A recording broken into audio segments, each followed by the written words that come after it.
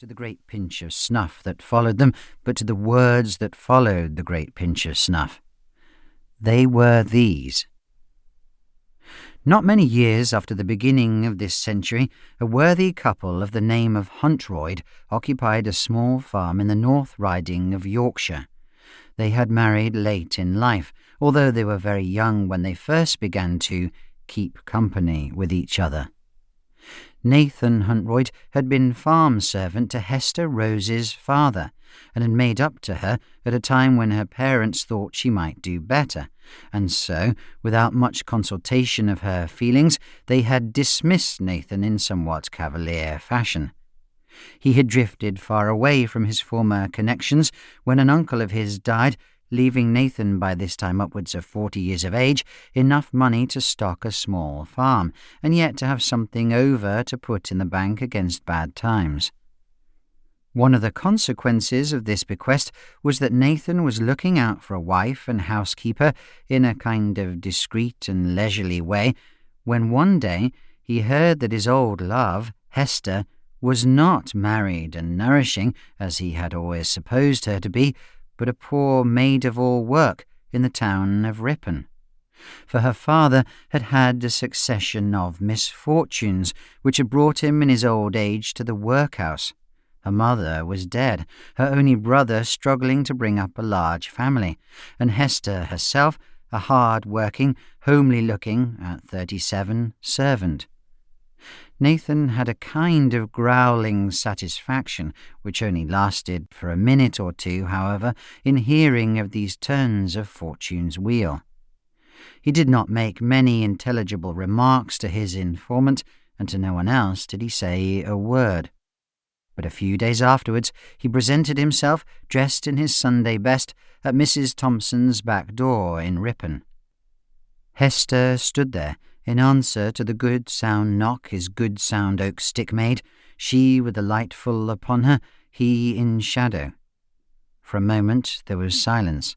He was scanning the face and figure of his old love, for 20 years unseen.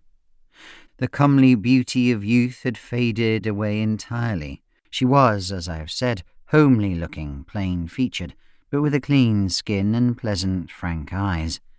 Her figure was no longer round, but tidily draped in a blue and white bedgown, tied round her waist by her white apron strings, and her short red linsey petticoat showed her tidy feet and ankles. Her former lover fell into no ecstasies. He simply said to himself, "She'll do," and forthwith began upon his business. "Hester, thou dost not mind me. I am Nathan, as thy father turned off at a minute's notice for thinking of thee for a wife, 20 year come Michaelmas next.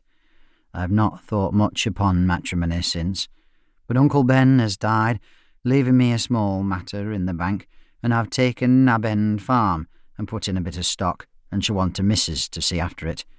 Wilt like to come? I'll not mislead thee, it's dairy, and it might have been arable. But arable takes more horses than it suited me to buy, and had the offer of a tidy lot of kine.